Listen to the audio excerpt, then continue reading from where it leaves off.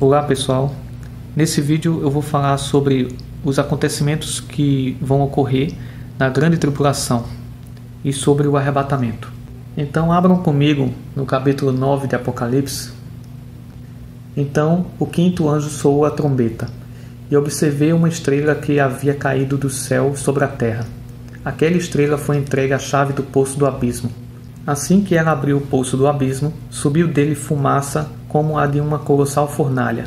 O sol e o céu escureceram com a fuligem que saía do abismo.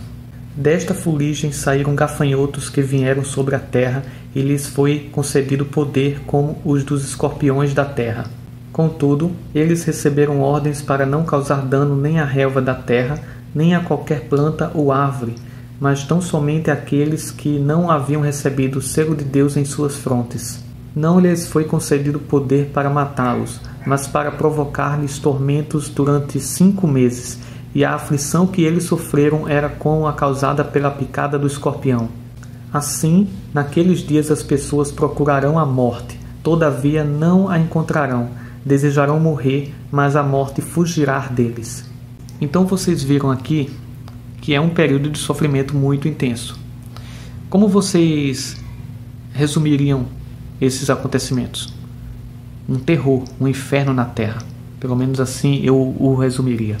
E no mesmo capítulo, no versículo 15, lemos: Foram então soltos os 4 anjos que se achavam preparados para aquele exato momento, dia, mês e ano, a fim de que matassem 1/3 de toda a humanidade. E no versículo 20 lemos: O restante da humanidade que não morreu por causa desses flagelos, nem mesmo diante disso se arrependeu das más obras de suas mãos, deixando de adorar os demônios e os ídolos de ouro, prata, bronze, pedra e madeira, ídolos que não conseguem ver, nem ouvir, nem andar. Da mesma forma, não se arrependeram dos assassinatos cometidos, das suas feitiçarias, da sua perversão sexual e de todas as formas de apropriação indébita.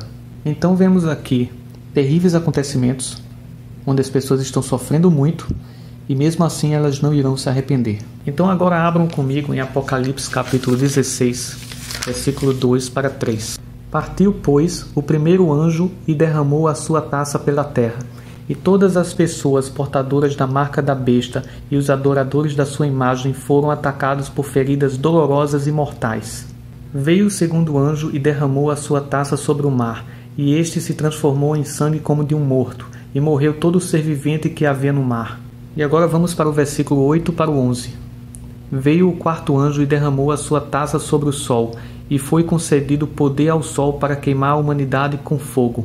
As pessoas foram queimadas pelo forte calor e, colocando a culpa em Deus, blasfemaram contra seu nome, que tem domínio sobre essas pragas. Diante de tudo isso, ainda recusaram arrepender-se de seus pecados para poderem render glória a Ele. Então, o quinto anjo derramou a sua taça sobre o trono da besta, cujo reino ficou sobre trevas. A aflição foi de tal grandeza que os homens morderam suas próprias línguas e blasfemaram contra o Deus dos céus, por causa das terríveis dores que sentiam provocadas por suas muitas feridas. Contudo, nem mesmo assim se arrependeram de suas obras malignas para que pudessem glorificar ao Senhor. Então, vocês viram aqui que vai ser um inferno durante a grande tribulação. E para vocês verem mais sobre isso, abram agora em Isaías capítulo 34, versículo 1 até o 8. Aproximai-vos todas as nações, a fim de ouvir. Prestai atenção todos os povos da terra. Eis que a indignação de Yahweh é contra todas as nações. Sua ira está contra todos os exércitos humanos. Ele os destruirá. Nenhum guerreiro restará. Ele entregará a todos a matança.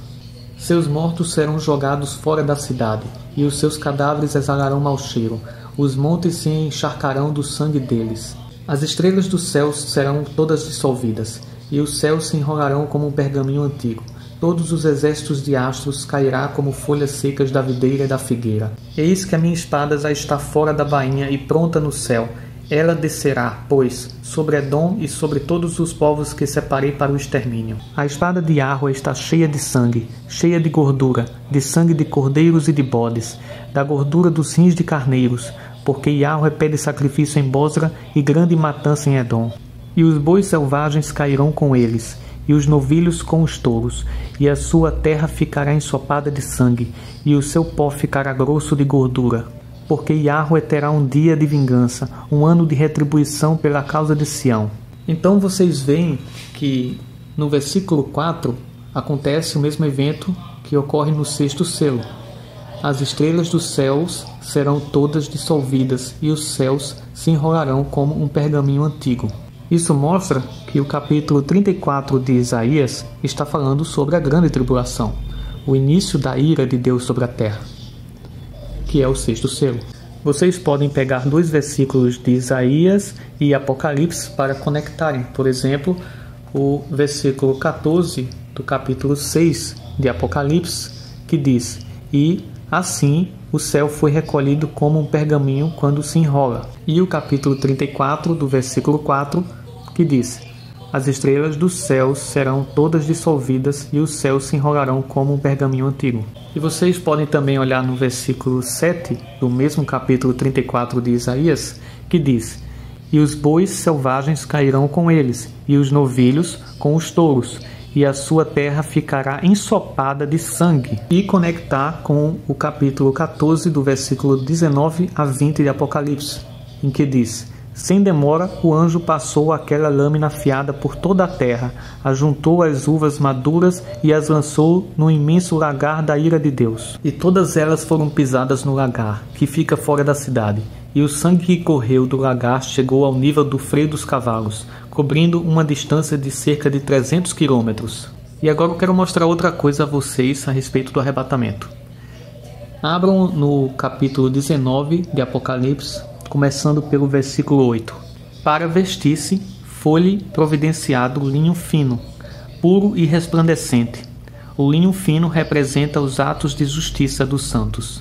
E agora para o versículo 13 do mesmo capítulo: "Estava vestido com um manto salpicado de sangue, e seu nome é Palavra de Deus." E continuando: "Os exércitos dos céus o seguiam, vestidos de linho fino, alvo e puro, montados em cavalos brancos. Uma espada afiada saía-lhe da boca para ferir com ela as nações.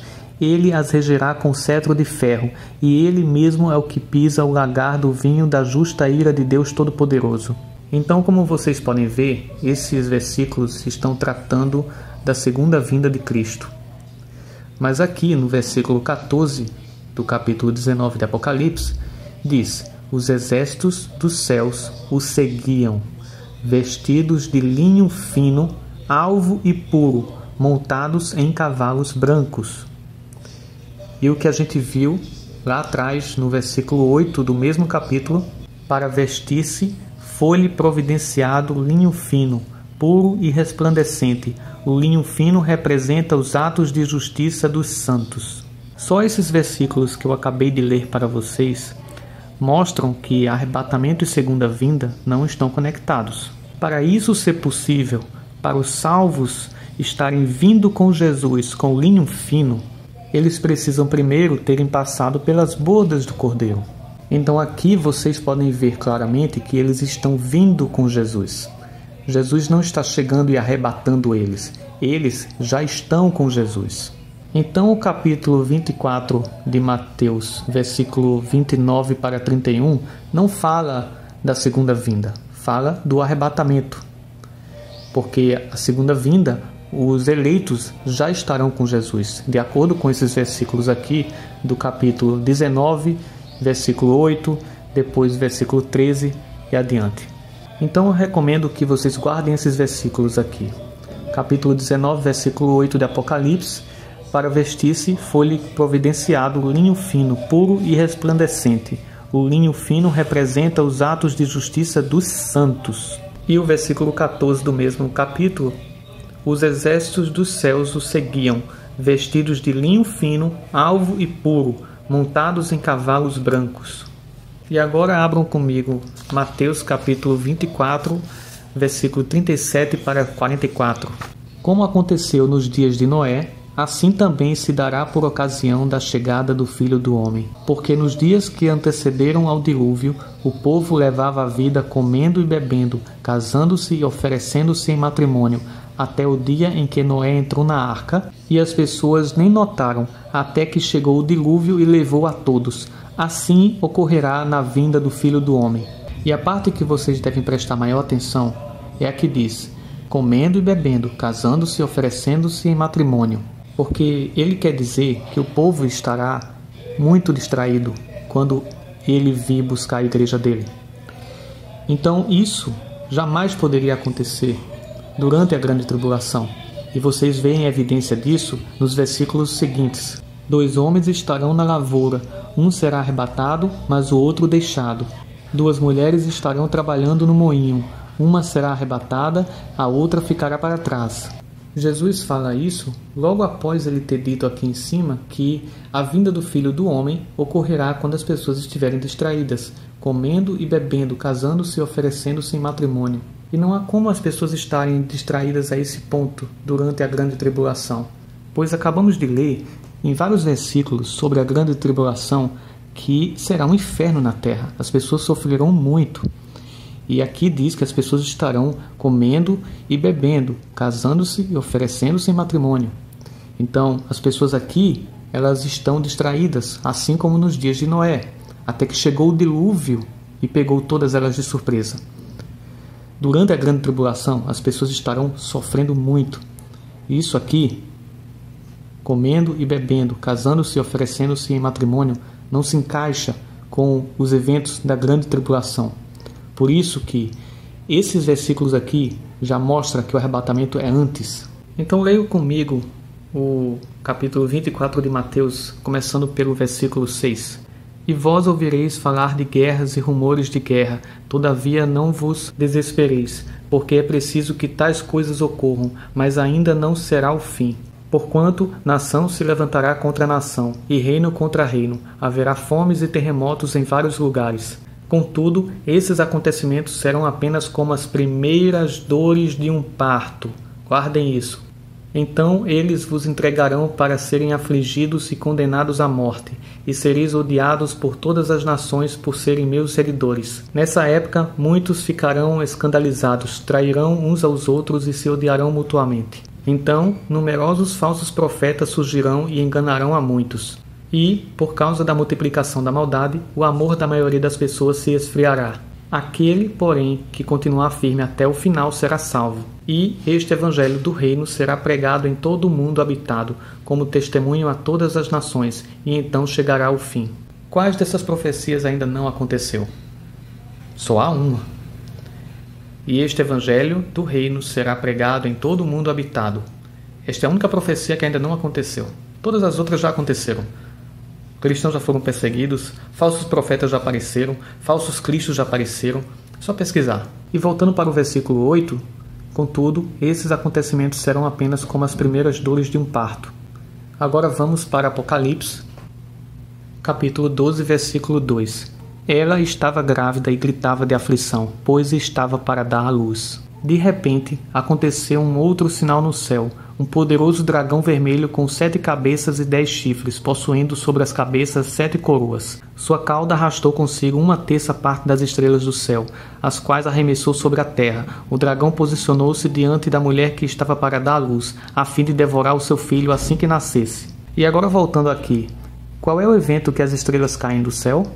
Mateus capítulo 24, versículo 29 para 31. Imediatamente após o tormento daqueles dias, o sol escurecerá e a lua não dará sua luz e as estrelas cairão do céu. E o que acontece logo a seguir no versículo 31? Ele enviará os seus anjos com poderoso som de trombeta, e estes reunirão os seus eleitos dos 4 ventos de uma a outra extremidade dos céus. E continuando de onde paramos, todavia nasceu-lhe um filho, um homem, que reinará sobre todas as nações com cetro de ferro, e o seu filho foi arrebatado para junto de Deus e de seu trono. Quem é esse menino que nasceu e foi arrebatado ao reino dos céus? Quem é esse menino que o dragão tentou devorar? É Cristo, e o dragão é Satanás. E em Efésios capítulo 5, versículo 23 diz: porque o marido é a cabeça da esposa, assim como Cristo é a cabeça da igreja, que é o seu corpo, do qual ele é o Salvador. Ou seja, a igreja e Cristo é um corpo só. Você vê a mesma coisa dizendo em Gálatas capítulo 3, versículo 28, que diz: não há judeu nem grego, escravo ou livre, homem ou mulher, porque todos vós sois um em Cristo Jesus. E a mesma coisa em Romanos capítulo 12, versículo 5, que diz: assim também nós, embora muitos, somos um só corpo em Cristo, e cada membro está ligado a todos os outros. Então você vê que o capítulo 12 de Apocalipse mostra que acontece um arrebatamento junto com a queda de Satanás na terra. Sua cauda arrastou consigo 1/3 parte das estrelas do céu, as quais arremessou sobre a terra. Todavia nasceu-lhe um filho, um homem, que reinará sobre todas as nações com cetro de ferro. Então, como vocês acabaram de ver, no versículo 4 Satanás cai e no versículo 5 a igreja sobe. E se vocês forem em 2 Tessalonicenses capítulo 2, versículo 7 para o 8, vocês vão ver que diz praticamente a mesma coisa. Na realidade, o mistério da iniquidade já está em ação, restando tão somente que seja afastado aquele que agora o detém. Então será plenamente revelado o perverso, a quem o Senhor Jesus matará com o sopro de sua boca e destruirá pela gloriosa manifestação da sua vinda. Para quem não entendeu, preste atenção. O mistério da iniquidade já está em ação. O que é o mistério da iniquidade? É a influência de Satanás sobre a humanidade, restando tão somente que seja afastado aquele que o detém. Quem o detém? Quem está detendo o anticristo?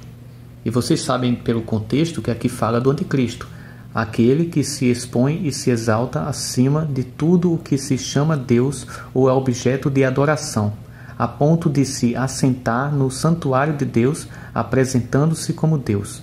Aqui é quando o anticristo entrará no terceiro templo de Salomão e irá exigir adoração.